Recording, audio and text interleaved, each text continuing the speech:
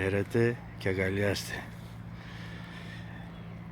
Είδα ένα βίντεο τελευταία με την Ταϊάννα και να λέει ότι ένας αφύσικος άνθρωπος πιστεύετε ότι ένας φυσιολογικός άνθρωπος θα έμπαινε στο παλάτι. Όχι. Ένας λίγο αφύσικος άνθρωπος μπήκε σε ένα εντελώς αφύσικο περιβάλλον που είσαι δέσμιος, σκλάβος και πρέπει να τηρείς πρωτόκολλα για όλα. Πώς θα πας στην τουαλέτα, πώς θα κρατάς τα μαχαιροπύρωνα, πώς θα τρως, πώς θα βύχεις και πώς ούτω καθεξής. Το θέμα δεν είναι αυτό. Το θέμα είναι γιατί το βίντεο βγήκε τώρα. Για κάποιο λόγο προφανώς. Εδώ στην Ελλάδα έχουμε το αγγλικό δίκαιο, γι' αυτό αναφέρομαι σε αυτό, και το παλάτι δεν υπήρξε ποτέ φίλος της Ελλάδας ή της Κύπρου, ίσα ίσα το αντίθετο. Εδώ να φανταστείτε, σε κάθε λαό οι Ιουδαίοι πράττουν τα αντίστοιχα βάσει της κουλτούρας και της νοημοσύνης του λαού.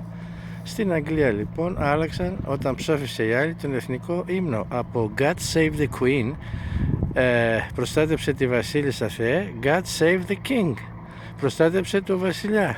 Τώρα θα τον αλλάξουν πάλι στο God Save Nobody, Θεέ προστάτεψε κανέναν.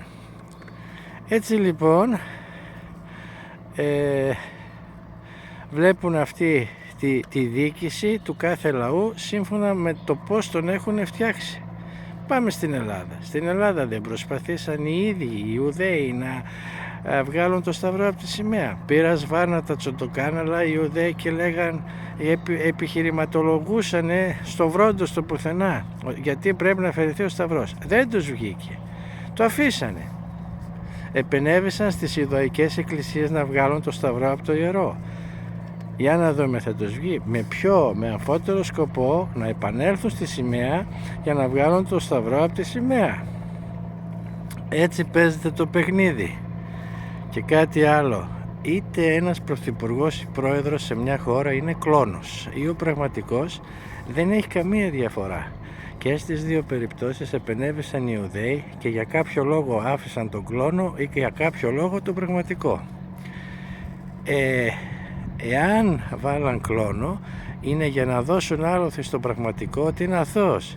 Μη μασάτε τέτοια, θα τα δούμε όλα μπροστά μας. Ο νοών νοήτο. Την καλημέρα μου, καλή συνέχεια.